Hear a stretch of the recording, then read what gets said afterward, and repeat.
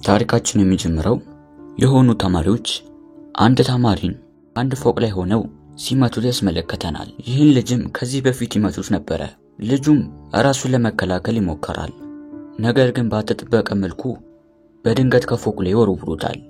በዚህ ሰዓትም ልጁ ዝቅ ብለው ሲመለከቱት የሞተ መስሏቸው በፍጥነት ከአካባቢው ይጠፋሉ። ትዕይንቱም ሲቀየር ከፎቁ ላይ የተወረወረው ልጅ አባት ወደ ሆስፒታል በመሄድ ልጁ ያለበትን ሁኔታ ለማጣራት ይሄዳል። አባትየውም ወደ ውስጥ እንደገባ ልጁ አባቱ ላይ ያልተለመደ ብስጭት ያስመለክተዋል። አባትየውም ምን እንደሆነ ግራ እየተጋባ ይደናገጣል። ሊያስቆመው መሞከር ይጀምራል። በዛ ሰዓትም ልጅየው የመናከስ ባህሪ ማስመለከት ይጀምራል። አባትየውንም መንከስ ፈልጎ ነበር። አባትየውም በፍጥነት ልጁን መደብደብ ይጀምራል። በኋላም ማንም ሳይመለከተው የልጁን ሬሳ በአንድ ሻንጣ ውስጥ በማድረግ ወደ ውጪ ይዞት ይወጣል። ይዞት በሚሄድበት ጊዜ የልጁ እጅ ከሻንጣ ውስጥ ይወጣና እንቀሳቀስ ይመለከተዋል። ልጁም ሻንጣ ውስጥ መንቀጥቀጥ ይጀምራል። ትዕይንቱም ሲቀየር ወደ አንድ የታዋቂ ኮሪያ ትምህርት ቤት ወስደናል። አንዳንድ ተማሪዎች ትምህርት ቤቱን ሲያጸዱ እንመለከታለን። እንዲሁም አንዳንዶቹ ደግሞ ላይብረሪ ገብተው እያጠኑ ነበር። በኋላም ጥናታቸውን ከጨረሱ በኋላ ይወጣሉ። ነገር ግን አንድ ልጅ ሁሉም ተማሪ የወጣ መስሎት በሩን ዘግቶ ይወጣል። ነገር ግን አንዲት ተማሪ እነሱ ሲያጠኑ ስትተኛ ስለነበረ ከእንቅልፏ ስትነቃ በሩ እንደተዘጋ ትመለከታለች። ልጅቷም ልትወጣ ስትል ከውስጥ የሆነ ድምፅ ትሰማለች። በኋላም ነገሩን ለማጣራት ድምፁን ወደ ሰማችበት ቦታ ታመራለች። ወደ ቦታውም ስትገባ አንድ ሳጥን በጣም ሲንቀጠቀጥ ትመለከታለች። በኋላም ሳጥኑንም ለማየት ሳጥኑን ስትከፍተው ትንሽ አይጥ ትመለከታለች። አይጧንም ስትመለከት በጣም ደስ ብሏት ነበር። በኋላም አይጧን ለመንካት በአንድ ቀዳዳ ውስጥ ጣቷን ስታስገባ አይጧ ወዲያው ትነክሳታለች። ጣቷም እየደማ ይመጣል። በዚህ ሰዓትም የላብራቶሪው ኃላፊ ይመጣባትና የተፈጠረውን ይመለከታል። ከዛም ልጅቷ ትወጣለች። በዛ ሰዓትም የተንጠባጠመውን ደም ሲመለከት አይጧ እንደነከሳቻት በመገመት በፍጥነት እየወጣች የነበረው ልጅ ይዟት ወደ ውስጥ ይገባል። በንጋታውም በመጀመሪያው ትዕይንት ልጁን ሲደበድቡት የነበሩ ተማሪዎች አሁን ላይ ደግሞ አንዱን ተማሪ ከሴት ጓደኛው ጋር ይዘውት የሴት ጓደኛውን ራቁቷን ቪዲዮ እንዲቀዳት ያደርጋሉ። ቪዲዮውንም እንዳስቀዱት ቶሎ ብሎ ብሩ ካላመጣ ይህ ቪዲዮን እንደሚለቁት አስፈራርቶ ይነግሩታል። በሌላ በኩልም የላብራቶሪው ኃላፊ አስሯት የነበረው ልጅ ይለቃታል። ልጅቷም ወደ ክፍሏ ትሄዳለች። በኋላም ራሷን ስታ ትወድቃለች። በዚህ ሰዓት ተማሪዎቹ ተረባርበው ወደ ሆስፒታል ሊወስዷት ይሄዳሉ። ትምህርት ቤት ውስጥም የምርመራ ክሊኒክ ስለነበረ ወደዛ ይወስዷታል። ሕክምናም ሊሰጧት ይሞክራሉ። ነገር ግን ልጅቷ የዞምቢ ባህሪ ማሳየት ትጀምራለች። ተማሪዎቹም በዛ ሰዓት ይደናገጣሉ። ልጅቷን በምትወራጭበት ሰዓት በድንገት አንዷን ተማሪ ትነክሳለች። ይህንን ግን ማንም ልብ አላለውም ነበር። በሌላ በኩል ፕሮፌሰሩ ቢሮ ተጠርቶ ተማሪዋ ለመጨረሻ ጊዜ እሱ ጋር እንደታየችና ልጅቷ ምን አርጓት እንደሆነ ይጠይቁታል። እሱ ምንም ነገር እንዳላደረገ እየተናገረ ያለ ፖሊሶች ወደ ክፍሉ ይመጣሉ። በኋላም ወደ ፖሊስ ጣቢያ መሄድ እንዳለበትና ለምርመራ እንደሚፈለግ ነግረውት አስራዎች ይወስዱታል። በሌላ በኩል ተማሪዋን ስታክም የነበረችው ሐኪም የድካም ስሜት እየተሰማት ይመጣል። እጇንም እያመማን ነበር። ከዛ እጇን ስትመለከት የንክሻ ምልክት ትመለከታለች። እና ምን ተፈጥሮ እንደሆነ ስታስታውስ ቅድም ልጅቷ ስታክም እንደተከሰች ታስታውሳለች። እዛውኑ እሷም ሰውነቶቿ እየተቀየሩ ይመጣሉ። በአፍንጫዋ ደም መውጣት ይጀምራል። እንዲሁም አይኖቿ ማበጥ ይጀምራሉ። ተማሪዎቹም ለምሳ እየወጡ እያለ የቀድሞቹ ተማሪዎች አንድ ክፍል ዞሮ ይመለከታሉ። ዶክተሯ ለምን እንደዚህ እንደምቆም ተገርሞ ይመለከቷታል። እነሱም ምን ሆና እንደሆነ ለማጣራት ወደሷ ይሄዳሉ። በዚህ ሰዓት ዶክተሯም እስነክሳቸው እየሮጠች ከግድግዳ ጋር ትጋጫለች። በኋላም ዶክተሯ አንደኛው ልጅ ተነክሷለች። ጓደኛውም ግራ እየተጋባ ከዛ መሮጥ ይጀምራሉ። በኋላም የተነከሰው ልጅ ልክ እንደ ዶክተሯ ወደ ዞምቢነት ይቀየራል። በመቀጠልም ልጁም ወደ ተማሪዎች እየሄደ መንከስ ይጀምራል። በሌላ በኩል ቀደም ራቁቷን ስትቀረጽ የነበረችው ልጅ ራሷን ለማጥፋት ከአንድ ፎቅ ላይ ሆና እንመለከታታለን። በዚህ ሰዓትም ጓደኛዋ ይመጣና ይህን እንዳታደርግና ብሩን እንደምንፈልጉ ቪዲዮን እንደሚያስጠፉ ይነግራታል። በሌላ በኩል ተማሪዎችም ወደ ዞምቢነት እየተሰራጩ ነው። ሌሎች ለምሳ የወጡ ተማሪዎችም በታችኛው ኮሪደር ስለነበሩ ከላይ ምን እንደተፈጠረ ምንም አልሰሙም ነበር። ወዲያውኑም በቅጽበት ብዙ ተማሪዎች በሩን በርግደው ወደ ክፍሉ መግባት ይጀምራሉ። አንደኛውም ዞምቢ አንዲት ራውሪ የተባለች ተማሪ ላይ እያፈጠጠ ማሮጥ ይጀምራል። በሌላ በኩል የትምህርት ቤቱ ዳይሬክተር ከፖሊሶች ተደውሎለት በትምህርት ቤት ውስጥ የሆነ ወረርሽኝ እንደተከሰተ ይነገረዋል። እንዲሁም ወረርሽኙ የዞምቢ እንደሆነም ይነገረዋል። ዳይሬክተሩም ምንም ስላልተመለከተ ዞምቢ የሚባል ነገር እንደሌለና እንደዚህ አይነት የውሸት ወሬዎች ከትምህርት ቤታቸው በመውጣቱ አስተማሪዎቹ ላይ እየጮኸ ይናገራል። አንዱ አስተማሪም እየተባለ ያለው ነገር እውነት እንደሆነና ወጥቶ እንዲመለከት ተናግረዋል። ዳይሬክተሩም ወጥቶ እንደማያይና ራሳቸው ሄዶ እንዲያዩ ነግሯቸው ያስወጣቸዋል። በኋላም ሁለት አስተማሪዎች ነገሩን ለማጣራት ይወጣሉ። በኋላም ቀደም በዞምቢዎች የተነከሰው ልጅ ወደ ዞምቢነት ስለተቀየረ አስተማሪው መንከስ ይጀምራል። በኋላም ሌላኛው አስተማሪ ማገላገል ለነሱ ስትሮጥ ልጁ ሲዞርባት ዞምቢ እንደሆነ ተመልክታ በፍጥነት መሸሽ ትጀምራለች። በሌላ በኩልም ምሳ ሲመገቡ የነበሩ ተማሪዎችም እንዳለ ወደ ዞምቢነት ተቀይረዋል። በዛ ሰዓትም የእሳት መቆጣጠሪያ ደውልን ይነኩና ወዲያውኑ ውሃ መፍሰስ ይጀምራል። ቀደም ላይ ራውሊ ሲመለከታት የነበረው ዞምቢ ከቼፍ ጋር አንድ ላይ ማምለጥ ይጀምራሉ። ነገር ግን የትም ቢሸሹ ትምህርት ቤቱ እንዳለ ቅውጥ ስላለ በሄዱበት መንገድ ሁሉ ዞምቢ አይጠፋም ነበር። በኋላም ወደ አንድ ክፍል ይደርሱና የተወሰኑ ተማሪዎች ራሳቸው ለማዳን በሩን ዘግተው ውስጥ እንደተቀመጡ ይመለከታሉ። በዚህ ሰዓትም እንዲከፍቱላቸው ከነገሯቸው በኋላ ተከፍቶላቸው ወደ ውስጥ ይገባሉ። በሌላ በኩል መርማሪ ፖሊሶቹ የላብራቶሪውን ፕሮፌሰር ሲጠይቁት እናያለን። ፕሮፌሰሩ ግን ከመናገር ይልቅ ዝምታ መርጦ ዝም ይላል። በኋላም ፖሊሶቹ የገዛ ልጁን እንደገደለ እንደሚያውቁ ሲነግሩት ፕሮፌሰሩ መናገር ይጀምራል። ፕሮፌሰሩም ልጁን የገደለው ፈልጎ ሳይሆን እሱ ላይ የነበረው ቫይረስ ንዴት እንዲጨመርለትና ኃይል እንዲሰጠው የሚያደርግ መድኃኒት ሲፈላሰፍ እንደነበር ይነግራቸዋል። የሰራውንም መድኃኒት በአይጥ ላይ ሞክሮት ነበር። በመቀጠልም አንዲት ተማሪ መታ በአይጧ እንደተነከሰች ይናገራል። በመቀጠልም በሽታውን ለመቆጣጠር ሌላ መድኃኒት እንደሰጣቸው ይናገራል። ነገር ግን መድኃኒቱ ሊሰራ እንዳልቻለ ይናገራል። እናም ከልጁ ጋር አብረው አስሮ ከዚህ በፊት ሲፈላሰፍበት የነበረው መድኃኒቶች ለሁለቱም ሲሰጥ እንደነበር ይናገራል።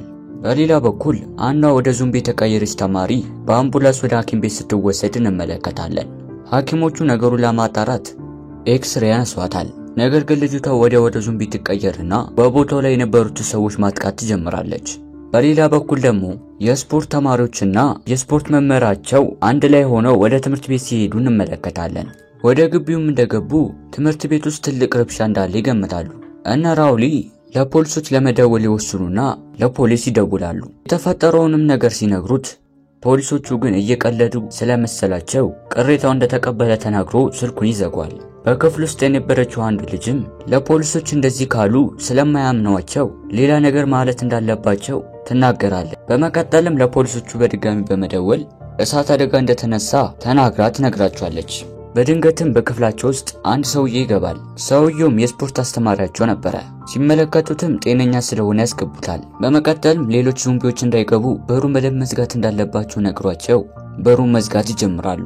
ይህም በሚያደርጉበት ሰዓትም ቺኒ የስፖርት መምህራቸው እጁ ላይ እንደተነከሰ ታስተውላለች። የስፖርት መምህራቸውም ይህ ዝም ብሎ ንክሻ እንደሆነ ይነግራቸውና ሊያሳምናቸው ይሞክራል።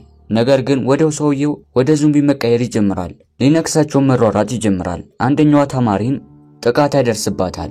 በኋላም ሁሉም በመተባበር ክፍሉን መቀየር እንዳለባቸው ተነጋግረው ሊወጡ ሲሉ ውጪ ያሉት ዞምቢዎች በጣም ብዙ ነበሩ። ነገር ግን ምንም ማድረግ ስለማይችሉ እንደምንም ወጥተው ለመቀየር ይወስናሉ። በመንገዳቸውም ከዞምቢዎች ጋር ታግለው ወደ ሌላኛው ክፍል መሄድ ይጀምራሉ። ቺቭም ዞምቢውን እያዘናጋላቸው ነበር። ሌላኛው ጓደኛው ደግሞ ቺቭን በሚጠራበት ሰዓት ወደ ሌላኛው ክፍል እንዲሄዱ ይነግራቸውና እንደሚመጣ ይነግራቸዋል። ወደ ላይኛው ክፍል ቢሄዱም እዛም በጣም ብዙ ዞምቢዎች ነበሩ። በኋላም ከብዙ ፊልሚያ በኋላ ወደ ክፍሉ ይገባሉ። በኋላም ሁሉም ከገቡ በኋላ ራውሊ ስልኳን እንደጣለች ታስተውላለች። በኋላም ራውሊ ቺቭ ወደ ኋላ በመቅረቱ በጣም መናደድ ትጀምራለች። በሌላ በኩል ራሷ ልታጠፋ የነበረችው ተማሪና ጓደኛዋ ፎቅ ላይ ስለነበሩ ምን እንደተፈጠረ ምንም አላወቁም ነበር። በመቀጠልም ራውሊና ፒሊ ቆሞ ያወሩ ያለ ራውሊ የፒሊ እጅ በጣም እንደሚቀሰቅስ ትነግራታለች። ፒሊም ድንጋጤ ውስጥ ስለሆነች እንደሆነ ስትናገር ካፍንጫዋ ደም መፍሰስ ይጀምራል። በኋላም ስታስታውስ ቀደም ከዞምቢዎቹ ጋር ሲፋለሙ አንደኛው ዞምቢ እግሯ እንደነከሰ ታስታውሳለች። ወዲያውም አይኖቿ ማባበጥ ይጀምራሉ። ወደ ዞምቢ መቀየር ትጀምራለች። ፒኒም ራውሊ ልታጠቃ ስትሄድ ጄፊ በፍጥነት ገፍትሮ በመስኮት በኩል ይጥላታል። ልትወርቅ ስትልም ራውሊ የፒሊ ጓደኛ ስለሆነች በፍጥነት እጇን ትይዛታለች። ቺፍም ይመጣና ለራውሊ እሷውን ለሰው እንዳልሆነችና ወደ ዞምቢ እንደተቀየረች እየነገራት ሊያስለቅቃት ይሞክራል። ነገር ግን ምንም ልትሰማ ስላልቻለች አንድ ወንበር በማምጣት መቷት ይጥላታል። በሌላ በኩል ወደ ኋላ የቀረው ፕሩፍ ከዞምቢዎች ተደብቆ እንመለከተዋለን። እናም የመውጫ መንገድ መፈለግ እንዳለባቸው ይነጋገራሉ። በዚህ ሰዓት ጄፍም ውጪ የነበረውን ውሃ መበተኛ ቱቦን ወደ ውስጥ ለማስገባት ሐሳብ ይመጣለታል። በኋላም ቱቦውን ለማንጠልጠያ እንዲያመች አድርገው ካሰሩት በኋላ ወደ ውጪ መዘርጋት ይጀምራሉ። እነ ጄፍም ቱቦውን ከዘረጉት በኋላ ሁሉም መውጣት ይጀምራሉ። ጄፍም እየመራቸው ነበረ። ሁሉም አንድ በአንድ ወደ ታችኛው ክፍል መሄድ ይጀምራሉ። መጨረሻም የቀረው ጄፍ ሊወርድ ሲዘጋጅ በሩን ደግፎ የሚይዘው ስለሌለ ዞምቢዎቹ ሊገቡ ይችላሉ። ከዛም ሊሄድ የተዘጋጀው ጄፍ ሊወርድ ሲል ዞምቢዎቹ ገፍትሮት ከመስኮት ላይ ይጥሉታል። ጄፍም በፍጥነት የውሃ ማፍሰሻውን ጎማ ይዝና ተንጠላጥሎ ይቀራል። በአካባቢው የነበረው ፕሩፍ ጄፍ ተንጠላጥሎ ይመለከተዋል። እግሩ ላይም አንድ ዞምቢ ይዞት ነበረ። ፕሩፍም ጄፍን ለማዳን ከነበረበት ቦታ በመዝለል ጄፍ የተንጠለጠለበትን የውሃ ጎማ ይዛል። በዚህ ሰዓትም ጎማው ኃይል እየበዛበት መጣ። በኋላም ፕሩፍ እንደምንም እግሩ ላይ የተንጠለጠለችውን ዞምቢ በእግር መቷት ይጥላታል። በኋላም በጓደኞቻቸው እርዳታ ወደ ታችኛው ክፍል ይሄዳሉ። በኋላም ቆመው በሚያወሩበት ሰዓት መሃላቸው አንደኛው ተማሪ አፍንጫው ሲደማ ካይረን የተባለችው ተማሪ ትመለከተዋለች። መጮም ስትጀምር እሱ ግን ነገሩን እንዳልተፈጠረ ማየት ይጀምራል። በቦታውም ትንሽ አለመግባባት ይከሰታል። በኋላም ሁሉም በአንድ ሐሳብ ይስማሙና ለተወሰነ ጊዜ አንድ ክፍል ውስጥ ለብቻው እንዲቀመጥ ያደርጉታል። በሌላ በኩል በትምህርት ቤቱ መመገቢያ ክፍል ውስጥ አንድ ብሮዝ የተባለ ተማሪ እንደቀረ እንመለከታለን። እሱም ከዞምቢዎቹ ጋር ብዙ ትግል እያደረገ ነው። ይህም ብሮዝ የተባለው ልጅ ከዚህ በፊት ልጆቹን ከሚያስቸግራቸው ተማሪ መካከል ነበረ። በሌላ በኩል የአደጋ ጥሪ ተቀባዮች እነሱ ጋርም የዞምቢ ወረርሽኝ ተከስቷል። እናም የዞምቢ ቫይረስ በመላው ከተማ መስፋፋት ይጀምራል። ወታደሮችም ወደ ሌላ ከተማ እንዳይገቡ ዞምቢዎችን እያገዷቸው ነው። በሌላ በኩል የስፖርት ተማሪዎቹ በአንድ ክፍል ውስጥ ተደብቀው እንመለከታቸዋለን። እነ ቺፍ ጋርም የሚኒ ሚዲያ ተቆጣጣሪ ቀደም ለብቻ ያስቀመጡት ልጅ ምን ላይ እንደሆነ ለማየት ትሄዳለች። ልጁን ማናግራት ትመለሳለች። በየተራም አንድ በአንድ እየሄዱ ልጁን ማየት ይጀምራሉ። ካይራም ስትገባ ሰላም እንዳለችው አሁንም የዞምቢ ቫይረስ እንዳለበት እየተናገረች ትወጣለች። በዚህ ሰዓትም ተናዶ ከክፍሉ ይወጣል። እነ ቺፍም አረጋግተውት ወደ ውስጥ ያስገቡታል። ቀኑም እንደመሸ ልጁ ወደ ዞምቢነት መቀየር ይጀምራል። ሁሉም በቦታው የነበሩ ተማሪዎቹ መደንገጥ ይጀምራሉ። እነሱን ለማጥቃት ይጀምራል። በኋላም ቺፍም አንድ ሐሳብ ይመጣለትና መስኮት ላይ ቆሞ እያፋጨ ትኩረቱን ይስባል። ልጁም እሱን እንደተመለከተ እሱን ለመንከስ እየሮጠ ወደሱ ይሄዳል። በዚህ ሰዓት ጄፍ ሸውዶት በጎማው ላይ ተንጠልጥሎ ልጁን ከመስኮት ላይ ይወረውረዋል። በኋላም ወደ ውስጥ ከገባ በኋላ ተረጋግተው ይቆማሉ። በድንገትም አንድ ሄሊኮፕተር ወደ እነሱ መምጣት ይጀምራል። ነገር ግን ሄሊኮፕተሩ ወደ እነሱ እየመጣ አልነበረም። እነሱን አልፏቸው ይሄዳል። በሌላ በኩል በካፌ ውስጥ የነበረው ብሩስ በግቢ ውስጥ ድምጽ ሳያሰማ ቀስ እያለ ሲሄድ እንመለከተዋለን። ግቢ ውስጥም ዞምቢዎች ብዙ ስለነበሩ ወደ ውስጥ ለመግባት ይወስንና ወደ ውስጥ መሄድ ይጀምራል። ብዙ ዞምቢዎችን ተመልክቶት ያባሩታል። በፍጥነትም አንድ ክፍል ያገኝና ወደ ክፍሉ ይገባል። ወደ ክፍሉም ቢገባም ክፍል ውስጥም ሌሎች ዞምቢዎች ነበሩ። ውስጥ የነበሩት ትንሽ ስለነበራቸው በያዘው ቢላ እየወጋቸው ይገላቸዋል። ክፍሉም የዳይሬክተሩ ቢሮ ነበረ። ዳይሬክተሩም ጠረጴዛ ስር ተደብቆ እንመለከተዋለን። በሌላ በኩል ፕሮፌሰሩ የተጠየቀውን ከመለሰ በኋላ መርማሪው ፕሮፌሰሩ ላይ ሲጮህ እንመለከታለን። ዞምቢ መጣና አንደኛውን ፖሊስ መንከስ ይጀምራል። እናም ይህ ወረርሽኝ ፖሊስ ጣቢያ ውስጥ መስፋፋት ይጀምራል። በዚህ ሰዓትም መርማሪው ፖሊስ ራሱን ለማዳን አንድ ግድግዳ ስር ይደበቃል። በዛ ሰዓትም ከአንድ ፖሊስ ጋር ይገናኛል። ፖሊሱም ጤነኛ እንደሆነ ካረጋገጠ በኋላ አብሮ ለማምለጥ ይነጋገራሉ። በሚያስገርም ሁኔታም ፕሮፌሰሩ በዞምቢዎች ተነክሶ ወደ ዞምቢነት ተቀየረ እንመለከታለን። ወደ እነ ቺፍም ሲወስደን እንደምንም የሚተኙበትን አማሻሽተው ተኝተው ሌሊቱ ይነጋል። የእርቃን ቪዲዮ ሊለቀቅባት የነበረችውን ተማሪ መፍራት ትጀምራለች። ምክንያቱም የሚለቀቅበት ሰዓት ስለደረሰ ነበር። በኋላም የልጁ ስልክ በመፈለግ ቪዲዮን ለማጥፋት ይነጋገሩና በሩን ከፍታ ጓደኛውን ትታው ትሄዳለች። ወደ ጄፍም ስንመለስ ፖሊስ ለመጥራት ይወስኑና ስልክ መፈለግ ይጀምራሉ። እናም በሌላ መስኮት ተንጠልጥለው መውጣት ይጀምራሉ።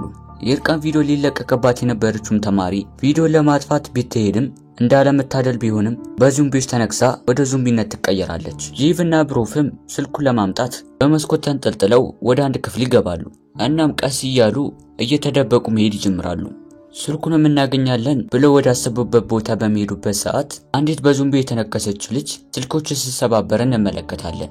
በዙምቢም ብትነከስ ልጅቷ ነገር ግን ወደ ዙምቢነት አልተቀየረችም። ከዛም ስልኩን በሚሰባበርበት ሰዓት አንድ ስልክ ሳታስበው ሳትማተው ይቀርና ወደ ነቺፍ ይወረወራል። ነቺፍም እንደምንም ስልክ ለማንሳት ይወስኑና ስልኩን ለማንሳት ወደዛ ይጠጋሉ። ስልኩ አጠገብም እንደደረሱ እሷም ዞራ ትመለከታቸዋለች። በዛ ሰዓትም በፍጥነት ወደ ዙምቢነት ትቀየራለች። ቺፍንም በፍጥነት ትይዘውና ለስነክሰው ስትል ብሩስ በፍጥነት ከርግግዳ ጋር አላትማት በፍጥነት ከቦታው መሸሽ ይጀምራሉ። ዳይሬክተሩ ክፍል ያለው ብሩስ በጣም ደክሞ ስለነበረ ተኝቶ ነበር። በኋላም ዳይሬክተሩ መጥቶ ይቀሰቅሰዋል። ወደ ውጪ ወጥቶ እርዳታ እንዲጠይቅ ይነግረዋል። ብሩስም እየገላመጠው ራሱ ሄዶ እንዲያመለክት ይነግረዋል። ዳይሬክተሩን በፍጥነት የብሩስን ቢላ አንስቶ ሊያስፈራረው ሲል ብሩስ ግን በቀላሉ ከዳይሬክተሩ ላይ ይቀበሏል። በሌላ በኩል የአደጋ ጊዜ ጥሪ ተቀባዮቹ ቢሮአቸው ብዙ ዙምቢዎች ተከስተዋል። በቦታውም የቀሩት ጥቂት ባለስልጣኖች ነበሩ። እነሱም እንደምንም ራሳቸውን ከተከላከሉ በኋላ ወደ ሌላኛው ፎቅ ይወጣሉ። ከዛም አንድ ሄሊኮፕተር ወደ እነሱ ሲጠጋ ይመለከታሉ። ቶሎ ብለውም አንድ ርችት በመለኮስ ሄሊኮፕተሩ እነሱን እንዲያያቸው ያደርጋሉ። በሌላ በኩል ቺፍ ከዙምቢዎች እየሸሸ ወደ ዳይሬክተሩ ክፍል ይገባል። በዛ ሰዓትም ብሩስና ዳይሬክተሩ እየተጣሉ እንደሆነ ይመለከታል። ቺፍም በነገሩ እየተገረመ ቀደም ያነሳው ስልክ በማውጣት እነሱ መቅረጽ ይጀምራል። ብሩስን በንዴት ለምን ቪዲዮ እንደሚቀርጸው ይጠይቀዋል። ቺፍና ብሩስን በሚነጋገሩበት ሰዓት ዳይሬክተሩ ለማምለጥ ሲነሳ ብሩስ በፍጥነት በያዘው ቢላ አንገቱ ወቅቶት ይገላል። ቺፍም አፉን ከፍቶ ቪዲዮ መቅረጹን እንደቀጠለ ነበር። በመቀጠልም ብሩስ ቪዲዮን እንዲያጠፋው ከቺፍ ጋር ጠል ውስጥ ይገባሉ። ቺፍ ዘሎ ይጥለዋል። በፍጥነትም ስልኩን አንስቶ ከክፍሉ ይወጣል። ብሩስም በፍጥነት ቺፍን ማባረር ይጀምራል። በሌላ በኩል ፕሩፍ በመስኮቶቹ ተንጠልጥሎ ወደ ክፍሉ መግባት ችሏል። ወደ ክፍሉም ሲገባ ጓደኞቹ ምን ሆኖ እንደሆነ ይጠይቁታል። ፕሩፍም እንደዚህ የሆነው ጓደኛውን ጥሎ ስለመጣ ነበረ። ይህ በእንዲህ እንዳለ ቺፍ በስለቱ እንዳልተወጋ እንመለከታለን። እናም አሁን በሕይወት አለ። ብሩስም ቢሆን አሁንም እያባረረው ነበረ። ከዛም ወደ አንድ ላይብረሪ ይገባሉ። በኋላም ሁለቱም የመጽሐፎች መደርደሪያ ላይ ቆመው ይፋጠጣሉ። ቺፍም በሚሮጥበት ሰዓት ብሩስ ይዘልና እግሩን ይዘዋል። በዚህ ሰዓት ቺፍ ተንሸራቶ ይርቃል። ከወደቀበትም ተነስቶ በድጋሚ ወደ ላይ ሲወጣ በድጋሚ ከብሩስ ጋር ይገናኛል። አስተኝቶትም መደብደብ ይጀምራል። ስልኩንም ከኪስ ውስጥ በማውጣት ቪዲዮ ለማጥፋት ቪዲዮ መፈለግ ይጀምራል። ነገር ግን ብሩስ ሳያስበው ቺፍ ስልኩን ከእጁ ላይ ወርውርበታል። ነገር ግን ስልኩ ከመውደቁ በፊት ቺፍ በእጁ ይዟል። በኋላም በስልኩ የብሩስን አይን ይወጋለታል። በዚህ ሰዓት ብሩስ ወደ ዞምቢዎቹ ይወድቃል። ዞምቢዎቹም ይነክሱታል። ቺፍም ከቦታው ማምለጥ ይጀምራል። በሌላ በኩል ራውሊ ከቺፍ ጋር ግንኙነት ስለነበራት ስለሱ እያሳሰባት ነው። በክፍላቸው ውስጥ የነበረ አንድ ልጅ ወደ ላይኛው ክፍል ሄደው ድሮን ማምጣት እንደሚችሉ ትጠይቀዋለች። እሱም በጣም ተጨንቃ ስለነበረ ድሮኑን ለማምጣት ተስማምቶ አብረው ወደ ላይኛው ክፍል ይሄዳሉ። በኋላም ድሮኑን ይዞት ከመጡ በኋላ ድሮኑ ትንሽ ተበላሽቶ ስለነበረ አጋግነውት ይሰሩታል። በኋላም ድሮኑን ማብረር ይጀምራሉ። በኋላ በድሮኑ አማካኝነት ቺፍን መፈለግ ይጀምራሉ። በሌላ በኩል ከዙምቢዎች ተደብቀው ያሉት የስፖርት ተማሪዎች ከዚህ ክፍል መውጣት እንዳለባቸው እየተነጋገሩ ነው። በኋላም ከተስማሙ በኋላ እየወጡ ወደ እነሱ የሚመጡ ዙምቢዎችን በቀስት እየወረወሩ ይገሏቸዋል። በሌላ በኩልም እነ ራውሊ እነ ቺፍን እየፈለጉ ያለ የሆነ ክፍል ውስጥ ቆመው ይመለከቱታል። በሰዓቱም በጣም ይደሰታሉ። ይህ በእንዲህ እንዳለ የአደጋ ጥሪ ተቀባዮቹ ወደ ኳራንታይን ሲወሰዱ እንመለከታለን። ትምህርት ቤት ውስጥም ብሩስ በዙምቢዎች ቢነከስም በህይወት እንዳለ እንመለከታለን። በኋላም ቺፍ ላይ በጣም ቂም ስላለበት እሱን ለመግደል ጉዞውን ይጀምራል። በሌላ በኩል ደግሞ ጓደኛው ስልኩ ፍለጋ ትታው ሄደችው ዮዋን ብቻውን ቀርቷል። ዮዋንም ብዙ እንጨቶችን በመሰብሰብ ቀጣጥሎ በመጻፍ እርዱኝ የሚል ምልክት ይጽፋል። በትምህርት ቤት ውስጥም ሁለቱ ሴቶች በማውራት ላይ ያሉ አንደኛዋ ተማሪ ታታስበው የሚኒ ሚዲያውን ማይክ ታበራለች። በኋላም ሁሉም ይሰባሰቡና ይህን ድምጽ በመጠቀም አንድ ነገር ለማድረግ ይወስናሉ። የማይኩን ድምጽ እየተጠቀሙ ቺፍን ለማናገር ይወስናሉ። ዘፈን ከፍተው የዙምቢዎቹ ትኩረት ሲሰረቅ ሁሉም ተሯሩጠው ወደ ላይኛው ፎቅ ሊወጡ እንደሆነ ይነጋገራሉ። እሱም በህይወት ካለ ወደ ላይ ሮጦ እንዲመጣ ይነግሩታል። እና ምን ሲያወሩ ብሩስ እየሰማቸው ነበረ። በኋላም ሙዚቃውን ይከፍቱትና ሁሉም ዙምቢዎች ዝም ብሎ ሲሯሯጡ ክፍሉን ለቀው ሁሉም ወደ ሌላኛው ክፍል መሄድ ይጀምራሉ። በሰዓቱም ጄፍ ወደ ላይኛው ፎቅ እየሄደ ነው። አንዱ ዙምቢም ያስቸግረው ነበር። በሚያስገርም ሁኔታም ብሩስ ይመጣና ዙምቢውን ይገልለታል። ምክንያቱም ብሩስ ጄፍን እሱ ብቻ ነበር መግደል የሚፈልገው። በኋላም በሁለቱም ከባድ ፊልም ይጀምራል። በኋላም አንዲት ልጅ ትመጣና ጄፍን ታግዟለች። ጄፍን በሚደበድብበት ሰዓት ልጅቷ ብሩስን ትመታዋለች። ብሩስም ልጅቷን ሊመታት ግድግዳ ላይ ሲያስደግፋት ጄፍ በፍጥነት ከመስኮቱ ላይ ወርውሮ ይጥለዋል። በሌላ በኩል የአደጋ ጊዜ ጥሪ ተቀባዮቹ ትምህርት ቤት ውስጥ አንዳንድ በህይወት ያሉ ተማሪዎች ስላሉ ወደዛ መሄድ እንዳለባቸው ጥያቄ ያቀርባሉ። ወታደሮቹ ግን አሁን ላይ ይህንን ሐሳብ መቀበል እንደማይችሉ ይናገራሉ። በዚህም የተናደደው የአደጋ ጊዜ ጥሪ ተቀባዩ ወታደሩን በቦክስ ይመታዋል። በኋላም አንድ ላይ በመሆን ወታደሮችን ከመቱ በኋላ የወታደሮችን ልብስ በመልበስ ከክፍሉ ይወጣል። በትምህርት ቤት ውስጥም ጄፍ ከልጅቷ ጋር አብረው ከሮጡ በኋላ ከጓደኞቻቸው ጋር ይገናኛሉ። በሌላ ቦታ ያሉት ተማሪዎች ከዚህ በህይወት መውጣት እንደማይችሉ እየተነጋገሩ ራሳቸውን ቪዲዮ መቅዳት ይጀምራሉ። በሌላ በኩል የወታደሮችን ልብስ ለብሰው የሚያመልጡት የአደጋ ጊዜ ጥሪ ተቀባዮቹ ወደ ትምህርት ቤቱ እየተጓዙ ነው። በተለያየ መንገድ እየሄዱ አንደኛው ወታደር በድንገት ካምፑን ትቶ የት እንደሚሄድ ይጠይቀዋል። ሰውየው ምንም ሳይለው እየሮጠ ከዛ መሄድ ይጀምራል። በሰዓቱም ብዙ ወታደሮች ይህንን ይመለከቱና ወደ ሰውየው መተኮስ ይጀምራሉ። ይህም ሰው በትምህርት ቤት ውስጥ የምትገኘው የራውሊ አባት ነበረ። እናም ወደ ትምህርት ቤቱ ለመሄድ የወሰነው ልጁ ለማዳን ነበረ። እየሮጠ አንድ ወንዝ ውስጥ ይገባል። ወታደሮቹም ወደ ወንዙ መተኮስ ይጀምራሉ። በዚህ ሰዓት የራውሊን አባት ይመቱታል። በጥይት የተመታው የራውሊ አባት ከወንዙ ውስጥ ከወጣ በኋላ መሸሽ ይጀምራል። ምክንያቱም በቦታው ላይ ሌሎች ወታደሮች ነበሩ። በኋላም እንደምንም ካመለጠ በኋላ ወደ አንድ ክሊኒክ በመሄድ በጥይት የተመታውን ቦታ ራሱን ያከማል። ራሱን በሚያከምበት ሰዓትም ብዙ ዙምቢዎች ይመጣሉ። ከቦታውም ብዙ መሳሪያዎችን ያገኝና ዙምቢዎቹ ላይ እየተኮሰ ይገላቸዋል። በትምህርት ቤቱም ተማሪዎቹ አንድ ሐሳብ ይመጣላቸውና በክፍል ውስጥ የሚገኙትን ዴስኮችና ቁሳቁሶችን እያነሱ አንድ ቦታ ላይ ይደረድራሉ። በኋላም በሩን ይከፍቱና ዙምቢዎቹ እንዲገቡ ያደርጓቸዋል። በፍጥነትም በዴስኩና በሌሎች ዕቃዎችን ከደረደሩበት በስተጀርባ ሆነው ይደበቃሉ። በመቀጠልም አንደኛው ተማሪ ደግሞ በአንድ ቴሌቪዥን ላይ አንድ ዘፈን ይከፍታል። ዙምቢዎቹም ወደ ክፍሉ በጣም እየገቡ ነበር። የደረደሩትም ዴስክም በጣም እየገፉት ነበረ። ዕቃዎችን እየደበደቡ ብዙ ድምጽ እንዲሰማ ያደርጋሉ። ዙምቢዎቹ ድምጹን እየተከተሉ ክፍሉን እየሞሉ መጡ። በፎቅ ውስጥ የነበሩት ሁሉም ዙምቢዎች ወደ ክፍሉ እየሄዱ ነው። በዚህ ሰዓትም ተማሪዎቹ በሌላኛው በር ይከፍቱና መውጣት ይጀምራሉ። በኋላም የወጡበትን በር ይዘጉና ወደ ላይኛው ፎቅ ይገባሉ። ወደ ላይኛው ፎቅ ሲደርሱ በሩን ለመክፈት ሲሉ በሩ ተቆልፎ ነበር። የቆልፎም ልጅ ፎቅ ላይ የነበረው ልጅ ነበረ። ዙምቢዎች ከመጡ ብሎ ቆልፎን ነበር። በኋላም ተማሪዎቹ ቢደበድቡትም ልጁ ግን ዙምቢዎች ይሆናሉ ብሎ በማሰብ በሩን ሊከፍትላቸው አልቻለም። እነሱም ዙምቢዎቹ እየበዙ እየመጡባቸው ስለሆነ ሌላ ዘዴ ለመፍጠር ይሞክራሉ። በመቀጠልም አንድ ትልቅ ሸራ ወደ እነሱ ይወርውሩባቸዋል። ፎቅ ላይም የነበረው ልጅ በእንጨቶች እርዱኝ ብሎ የጻፈውን ጽሑፍ በማየት አንድ ሄሊኮፕተር እሱን ለማዳን ይመጣል። በኋላም የሰውነት ሙቀቱን ከለኩ በኋላ ጤነኛ መሆኑን ካረጋገጡ በኋላ ሊወስዱት ሲሉ ውስጥ ሌላ ተማሪ ካለ ይጠይቁታል። ልጁም ምንም ስለማያውቅ ከዙምቢዎች ውጪ ምንም ተማሪ እንደሌለ ይናገራል። ወደ ተማሪዎችም ስንመለስ ከዙምቢዎቹ መካከል ብሩስ ጄፍን ለመግደል ወደሱ እየመጣ ነበር። ጄፍም ሲመለከት በጣም ይደናገጣል። በሌላ በኩል ባለፈው ጊዜያት የእርቃን ቪዲዮ ሊለቀቅባት የነበረችው ተማሪ ወደ ዙምቢነት እንዳልተቀየረች እንመለከታለን። በዙምቢዎች ብትነከስም ሙሉ ለሙሉ ወደ ዙምቢነት አልተቀየረችም ነበር። ማለትም እንደ ብሩስ እና ሚንዮንግ ከዚህ በፊት ሲጨቁኗት የነበሩ ተማሪዎች እንዲሁም የእርቃን ቪዲዮ ሲቀርጿት የነበሩትን ተማሪዎች ለመበቀል ትምህርት ቤቱን ልታቃጥለው ነው። በኋላም ወደ አንድ ክፍል ትሄድና አንዳንድ ወረቀቶች ላይ እሳት መለኮስ ትጀምራለች። ይህ በእንዲህ እንዳለ እነ ጄፍ ዙምቢዎችን እየተከላከሉ ነው።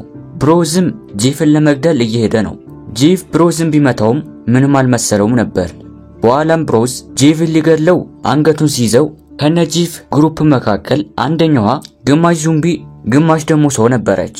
እናም የጄፍ ጓደኛ ስለሆነች ብሩስን ሄዳ ታንቋለች። ግማሽ ዙምቢ ስለሆነች ኃይል ነበራት እና ብሩስን ከደረጃው ላይ ትጥለዋለች። ወደ ሚንዮንግ ስንመለስ ሙሉ ክፍሎችን በእሳት እያቃጠለች ነው። በዚህ ሰዓት የእሳት መቆጣጠሪያ አላርሙ መጮህ ጀመረና እነ ጄፍ ጋር የነበረው በር በራሱ ጊዜ ይከፈታል። ይህም የአደጋ ጊዜ ማውጫ በር ስለሆነ በራሱ ጊዜ ይከፍታል። በኋላም ወደ ውጪ ሲወጡ ወደ ሄሊኮፕተሩ መጮህ ይጀምራሉ። ሄሊኮፕተሩም ስላልሰማቸው ይሄዳሉ። በኋላም ተማሪዎቹ እንጨቶችን በመሰብሰብ በትልቁ የእርዳታ ጽሑፍ ይጽፋሉ። ምሽታቸውንም አንድ ላይ ቁጭ ብለው ያሳልፋሉ። ምንም እንዳልተፈጠረ ቁጭ ብለው ያሉት ተማሪዎችም ብሮዝ በሌላ በኩል ጄፍን ለመግደል ወደ ላይኛው ፎቅ ለመውጣት በአንድ ቱቦ ላይ እየተንጠላጠለ ነው። በኋላም ብሮዝ ወደ ላይኛው ፎቅ ይወጣና ራውሊን ይዛታል። በፍጥነት ራውሊን ለማዳን ወደ እነሱ መሮጥ ይጀምራል። ብሮዝም በቀላሉ አንገቱን ይዞት ይጥለዋል። በመጀመሪያ የሱን አይን ማጥፋት ይፈልጋል። በኋላም ውጥር አድርጎ ከያዘው በኋላ አይኑን ሊያጠፋው አይኑን ይጫነዋል። ራውሊም እየሮጠች ልታስቆመው ትሞክራለች። እሷንም ከገፈተራት በኋላ የጄፍን አይን ለማጥፋት ይሞክራል። በመቀጠልም ጓደኛው ፕሩፍ ይመጣና በእግሩ እየመታው ይጥለዋል። ለሁለቱም መደብደብ ይጀምራሉ። ነገር ግን ብሮዝ ግማሽ ዙምቢ ስለሆነ በጣም ኃይል አለው። በቦታውም የነበሩ ተማሪዎች ተደርበው ሊመቱት ይሞክራሉ። ይህ ለሱ ቀላል ስለነበረ ሁሉንም ይጥላቸውና ጄፍን ከፎቁ ላይ ሊጥለው ወደ ፎቁ ዳር ይዘዋል። በዚህ ሰዓት በፍጥነት ግማሽ ሰው ግማሽ ዙምቢ የሆነችው የነጄፍ ጓደኛ በፍጥነት መታ ብሮዝን ትጥለዋለች። በሌላ በኩል ወደ የእርዳታ ካምፕ ይወስደናል። በቦታውም አንዲት ልጅ ወታደሮቹ ሳያውቁ ግማሽ ዙምቢ ግማሽ ሰው የሆነች ተማሪ ያስገብተው ነበር። ይህንንም ማንም ሊያውቅ አልቻለም። በሌላ በኩል አንድ ወታደር ፕሮፌሰሩ አስተማሪ በኮምፒውተሩ አንድ መረጃ የሆነ ቪዲዮ እንዳስቀመጠ ይናገራል። እናም ወታደሮቹ ኮምፒውተሩን ለመውሰድ ይወስኑና መሄድ ይጀምራሉ። ኮምፒውተሩ ያለውም እነጄፍ ያሉበት ትምህርት ቤት ነበር። ሄሊኮፕተሩም ወደዛ በሚደርስበት ሰዓት እነጄፍ በፍጥነት እርዳታ እንዲሰጧቸው ይጠይቋቸዋል። ወታደሮቹም ከወረዱ በኋላ እንዲንበረከኩ ይነግሯቸዋል። በኋላም ወታደሮቹ የሁሉንም ተማሪ ሙቀት ይለካሉ። ከዛም ሁሉም ጤነኛ መሆናቸውን ካረጋገጡ በኋላ ይዟቸው እንደሚሄዱ ይነግሯቸዋል። ላፕቶፑን ይዞ እስኪመጡ ድረስ እዚህ እንዲጠብቋቸው ይነግሯቸዋል። በኋላም ወታደሮቹ በገመድ ተንጠልጥለው ወደ ታችኛው ክፍል ይሄዳሉ። ወደ እነሱ የሚመጡትንም ዙምቢዎች በሽጉጥ እየመቱ ነው። ዙምቢዎቹ የሽጉጡን ድምፅ ሲሰሙ ወደ እነሱ እየተረባረቡ ነው። እንደምንም ከገደሏቸው በኋላ ወደ ላቦራቶሪ ክፍል ይገባሉ። ኮምፒውተሩንም ካገኙት በኋላ ይዘውት መውጣት ይጀምራሉ። እላይ የነበሩትንም ተማሪዎች በገመድ እየጎተቱ መውሰድ ይጀምራሉ። እነሱንም በሚወስዷቸው ጊዜ በእርዳታው ካምፕ ውስጥ አንድ ችግር ይፈጠራል። ችግሩም ቀደም ላይ የተመለከትናት ግማሽ ዙምቢ ግማሽ ሰው የሆነችዋ ተማሪ ነበረች። ወደ ዙምቢነት ተቀይራ ሰዎችን እያጠቃች ነበር። በልጅቷ ምክንያትም ብዙ ወታደሮች እየተነከሱ ነው። በኋላም የወታደሩ ኃላፊ ይሄ እንዴት ሊፈጠር እንደቻለ ወታደሮችን ይጠይቃቸዋል። ወታደሮችም ምናልባት ግማሽ ሰው ግማሽ ዙምቢ ልትሆን እንደሚችል ይነግሩታል። እናም ይህ ቫይረስ ጤነኛ ሰው ላይ ራሱ ሊኖር ስለሚችል በፍጥነት እነጄፍ ጋር የነበሩት ወታደሮች ጋር መልእክት ማስተላለፍ ይጀምራሉ። መልእክቱም ምንም አይነት ተማሪ ይዘው እንዳይመጡ እና ከቦታው በፍጥነት እንዲሄዱ ይነግሯቸዋል። በኋላም ወታደሮችን እየወጡ የነበሩትን ተማሪዎች ወደ ታች ያስወርዷቸዋል። እነሱም ምን ተፈጥሮ እንደሆነ ይጠይቋቸዋል። ወታደሩም ዝም ብሎ በፍጥነት ተንጠላጥሎ ከቦታው ይሸሻሉ። በሌላ ትዕይንት የራውሊ አባት ወደ ትምህርት ቤት እየሄደ ያለ አንድ ሰው ያገኛል። ሰውየውም አብሮት እንደሆነ ይጠይቀዋል። ነገር ግን የራውሊ አባት ወደ ትምህርት ቤት በፍጥነት መሄድ እንዳለበት እናም ትርፍ ሽጉጥ ስለነበረው ሰጥቶት ይሄዳል። ይህ በእንዲህ እንዳለ ወታደሮቹ የፕሮፌሰሩን ቪዲዮ መመልከት ይጀምራሉ። ፕሮፌሰሩም በቪዲዮ ላይ ይህ ቫይረስ ማክሸፊያ መድኃኒት እንደሌለው እናም ይህ ቫይረስ ማጥፋት የሚቻለው በመግደል ብቻ እንደሆነ ይናገራል። አሁን ወታደሮችም በቫይረሱ ላይ ተስፋ እየቆረጡ ነው። እናም ማክሸፊያ መድኃኒት ከሌለው ይህ ሁሉ ህዝብ መግደል በጣም ከባድ ስለሆነ ነው። እንዲሁም ፕሮፌሰሩ ዙምቢዎችን አንድ ባንድ መግደል ጊዜ ስለሚፈጅ ቦምብ ወይም መድፍ መጠቀም እንዳለባቸው ይናገራል። የወታደሮቹም ኃላፊ እንደሚያስቡበት ይናገራል። ተማሪዎቹ ሄሊኮፕተሩ ጥሏቸው ስለሄደ በማዘን ላይ ያሉ ዝናብ መዝነብ ይጀምራል። እናም ወደ ውስጥ መግባት ይጀምራሉ። በሌላ በኩል ደግሞ የስፖርት ተማሪዎችን እንመለከታቸዋለን። እነሱም ዝናብ እየዘነበባቸው ስለሆነ እየሄዱ ነው። እነጄፍም እየሄዱ ያለ በድንገት ጄፍ እናቱ ወደ ዙምቢ ተቀይራ ይመለከታታል። ጄፍም በሁኔታው እያዘነ ወደ እሷ መጠጋት ይጀምራል። ተማሪዎቹም ጄፍን ያረጋጉትና አንደኛው ተማሪ እናቱን ይደበድባል። ጄፍም በንዴት እናቱ ወደ ዙምቢ ብትቀየርም እናቱ ስለደበደቡ ተማሪዎች ላይ ጥቃት መሰንዘር ይጀምራል። ተማሪዎቹ የጄፍ እናት መሆኗን አላወቁም። መደብደባቸውን ይቀጥላሉ። ነገር ግን ጄፍ እናቱ እንደሆነች ይናገራል። ተማሪዎቹም ባደረጉት ነገር ይደናገጣሉ። እና ራውሊም አሁን እናቱ ወደ ዙምቢ እንደተቀየረችና እንዲረጋጋ ያደርጉታል። በሰዓቱ ግን ዙምቢዎች እነሱ ድምጽ እያሰሙ ስለነበረ ወደ እነሱ መምጣት ይጀምራሉ። እነሱም በፍጥነት መሮጥ ይጀምራሉ። በድንገት አንደኛው ጓደኛቸው ተደናቅፋ ትወርቃለች። ስትወርቅ ግን ማንም ልብ አላላትም። ጥለዋት ይሄዳሉ። በመቀጠልም አንድ ዙምቢ ይመጣና ሊነክሳት ሲል ፕሩፍ ተመልሶ ልጅቷን ያስጥላታል። ነገር ግን ልጅቷ ድንጋጤ ላይ ስለነበረች መነሳት አልቻለችም። በዚህም ዞምቢው ተነስቶ በድጋሚ ሊነክሳቸው ሲል የትምህርት ቤቱ የስፖርት ተማሪዎች በቀስት እየተወራወሩ ዞምቢውን ይገሉታል። በኋላም የስፖርት ተማሪዎችና ፕሩፍ አንድ ላይ ይቀላቀላሉ። ከስፖርት ተማሪዎች መካከል አንደኛው ተጎድቶ ስለነበረ በጋሪ ነበር ሲይዙት የነበሩት። በኋላም ሁሉም ወደ ስፖርት ትጥቅ የሚቀመጥበት ክፍል ይገባሉ። እነሱ ግን ያላስተዋሉት በቦታው ላይ በጣም ብዙ ዞምቢ እንዳለ አላወቁም። እናም በድንገት መብረቁ ብልጭ ሲል ብዙ ዞምቢዎች እንዳለ ተመልክተው በፍጥነት ወደ አንድ ክፍል ይሮጣሉ። የስፖርት ተማሪዎቹ ከመሃላቸው በጋሪ ስለሚሄድ ልጁ ጊዜያቸውን እየፈጀ ነው። ልጁን ይዛ የነበረችውም ጓደኛው ልጁን ትታ እንድትመጣ ይነግሯታል። ነገር ግን እሷ ፈቃደኛ ልትሆን አልቻለችም። በጋሪው ላይ የነበረውም ልጅ በሱ ምክንያት እንድትሞት ስላልፈለገ ራሱን ወደ ዞምቢዎች ይወረውራል። በኋላም ጓደኞቿ ልጅቷን ይዟት ወደ ውስጥ ይገባሉ። አሁን ላይ ተማሪዎቹ ከዚህ የሚወጡበትን መንገድ ማሰብ ይጀምራሉ። ጂፍም አንድ ሐሳብ ይመጣለትና ይነግራቸዋል። እሱም በቦታው ላይ የነበሩትን የኳስ ማስቀመጫዎችን አንድ ላይ ደርድረው እስከ በሩ ድረስ እየገፉ ለመሄድ ነበር። በኋላም ሁሉም የኳስ ማስቀመጫዎችንና ሌሎች ቁሳቁሶችን አንድ ላይ ማሰር ይጀምራሉ። ይህ በእንዲህ እንዳለ ወታደሮቹ ሐኪሞችን ስለ ቫይረሱ መጠየቅ ይጀምራሉ። ዶክተሮችም ይህ ቫይረስ ምንም ማክሸፊያ እንደሌለውና ሊሆን የሚችለው ዞምቢዎችን በማጥፋት ብቻ እንደሆነ ይናገራሉ። ወደ ተማሪዎቹም ስንመለስ ስራቸውን ጨርሰዋል። እናም በሩን ይከፍቱና በፍጥነት ያሰሩትን መከለያ አጥር ወደ ውጭ ያስወጡትና በፍጥነት ወደ ውስጥ ይገባሉ። ጋሪውንም እየገፉት ወደ በሩ ሊወስዱት ነው። ነገር ግን በቦታው ብዙ ዞምቢዎች ስለነበሩ ያሰሩት ምሽግ እንዳይንቀሳቀስ አድርገውታል። እንደምንም ከዞምቢዎች ጋር እየታገሉ መግፋታቸውን ይቀጥላሉ። በሩ ጋርም ይደርሳሉ። በሩንም ለመክፈት ሲታገሉት በሩ ከውጪ እንደተቆለፈ ይመለከታሉ።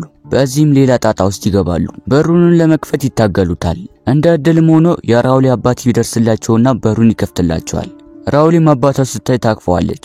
በኋላም ሁሉም ከዛ ክፍል ይወጣሉ። የራውሊ አባትም የመጣበት አቅጣጫ ምንም ዞምቢ እንደማይገኝና በዛ መመለስ እንዳለባቸው ይናገራል።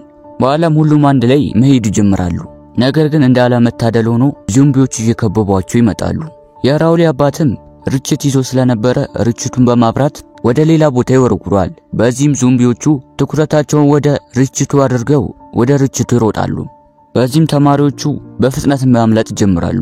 ዞምቢዎቹም እንዳይከተሏቸው የራውሊ አባት የዞምቢዎቹን ትኩረት ወደ ራሱ እየሳበ ተማሪዎቹ እንዲያመልጡ ያደርጋቸዋል። በኋላም እነሱ ከወጡ በኋላ የራውሊ አባት ሊወጣ ሲል አንድ ዞምቢ ያገኘዋል። ዞምቢውንም እየታገለው እነ ፕሩፍ መጥተው ያድኑታል። ተያይዘው ሊወጡም ሲሉ የራውሊ አባት ከወጡ በኋላ በሩን ይዘጋል። ምክንያቱም በዞምቢው ስለተነከሰ ነበር። ራውሊም እያዘነች እንዲመጣ ብትነግረውም ነገር ግን አይኗ እያየ ዞምቢዎች መጥተው ይበሉታል። በኋላም አንድ ላይ ተያይዘው ከቦታው ይሸሻሉ። አንድ ያላለቀ ፎቅም ስለነበረ እዛ ላይ ወጥተው ይደበቃሉ። በሌላ በኩል ወታደሮቹ በዞምቢዎቹ ላይ ምርመራ እያደረጉ ነበር። እናም ባገኙት ምርመራ ላይ አንድ ጩኸት ትኩረታቸውን ወደ ሰሙት ጩኸት እንደሚሄዱ ማረጋገጥ ችሏል። እናም በዚህ ድምጽ የሚያወጡ ድሮኖችን በመጠቀም ዞምቢዎችን መሰብሰብ እንደሚችሉ ይነጋገራሉ። በኋላም ሁሉም ከተስማሙበት በኋላ ድምጽ የሚያወጡ ድሮኖችን ወደ ውጪ መላክ ይጀምራሉ። በዚህም ይሳካላቸውና ሁሉም ዞምቢዎች ድምጹን እየተከተሉት መሄድ ይጀምራሉ። እነ ጂፍ ጋርም ሳያሰቡት ብሮዝ እነሱን ተከትሎ እንደመጣ እንመለከታለን። ጂፍም ብሮዝን ሊመታው ይሄዳል። ነገር ግን ብሮዝ ጂፍን ይዞት እጁን መንከስ ይጀምራል። የተነከሱም ጂፍን ብሮዝን ካሉበት ፎቅ ላይ ይጥለዋል። ጂፍም አሁን ላይ ወደ ዞምቢ ሊቀየር ነው፣ ምክንያቱም ብሮዝ ነክሶታል። ራውሊንም ካቀፋት በኋላ ተሰናብቷቸው ከቦታው ይሄዳል። ጂፍም ወደ ውጭ እንደወጣ ዞምቢዎቹን እየጮኸ ትኩረታቸውን ይስባል። በኋላም የሁሉንም ዞምቢ ትኩረት ወስዶ ወደ ላይኛው ፎቅ ይወስዳቸዋል። በዚህም ጂፍ አንድ ሐሳብ ይመጣለትና ለሊፍት ተብሎ የተሰራውን ባዶ ጉድጓድ ይመለከትና ወደዛ ዘሎ ጥግኑ ይዛል። በዚህም ዞምቢዎቹ እሱን ለመብላት ወደሱ ሲሮጡ ወደ ጉድጓዱ እየገቡ ይሞታሉ። በሌላ በኩል ወታደሮቹ ሄሊኮፕተራቸውን ይዘው በሕይወት ያለውን ሰው ለመፈለግ በድምጽ ማይካቸው ወደ አንድ ኢንስትራክሽን እንዲያመሩ ይነግሯቸዋል። እናም ወደ ቦታው ካልሄዱ በቦምብ ቦታውን ሊያጋዩት እንደሆነ ይነግሯቸዋል። በኋላም ወታደሮቹ ሁሉንም ዞምቢ ወደ አንድ ስታዲየም ከሰበሰቡ በኋላ በቦምብ ይገሏቸዋል። በሌላ በኩል ተማሪዎቹ ማስጠንቀቂያው ስለሰሙ ወደ ቦታው እያመሩ ነው። በሌላ በኩል የወታደሩ ኃላፊ ባደረገው ነገር የተሰጸተ ራሱን ያጠፋል። ከፍንዳታው በኋላም ተማሪዎቹ የተረፈ ሰው ካለ እንኳን ብለው ሰው መፈለግ ይጀምራሉ። ነገር ግን በቦታው ማንም አልነበረም። ጂፍም በቦምቡ ምክንያት ሞቷል። በኋላም ተማሪዎቹ አንድ ላይ ተያይዘው ወደ ከተማ ያመራሉ። በድንገትም የተረፉ ዞምቢዎች ስለነበሩ እነሱን ለማጥቃት ወደ እነሱ መሮጥ ይጀምራሉ። ተማሪዎችም ራሳቸውን ለመከላከል ዞምቢዎችን ያጠቃሉ። እንዳለመታደል ሆኖ ፕሩፍ በዞምቢዎቹ ይነከሳል። ፕሩፍም ወደ ዞምቢነት ተቀይሮ እነሱን ለማጥቃት ይሄዳል። ነገር ግን ከነሱ መካከል ግማሽ ሰውና ግማሽ ዞምቢ የሆነችው ተማሪ ፕሩፍን ትገለዋለች። እያዘኑም ቢሆኑ ወደ ድንበሩ ይደርሳሉ። ወታደሮቹም ወደ ካምፑ ይወስዷቸዋል። ነገሮች እስኪስተካከሉ ድረስ እዛ መኖር ይጀምራሉ። በኋላም አንድ ቀን ሁሉም ተማሪዎች ወደ ትምህርት ቤታቸው ሄደው የሞቱትን ጓደኞቻቸውንና ተማሪዎችን ለማስታወስ ወደ ትምህርት ቤቱ ይሄዳሉ። ወደ ትምህርት ቤቱ ሲሄዱ ከምሽጉ አመልጠው ነበር። እናም አሁን ላይ ዞምቢዎች ስለሌሉ የራሳቸውን ህይወት ለመኖር ወስነው እያስመለከተን ፊልሙ ይጠናቀቃል። ቤተሰቦቼ ፊልሙን ያያችሁትን ይመስላል። በሌላ ፊልም እስከምንገናኝ ቸር ሰንብቱልን።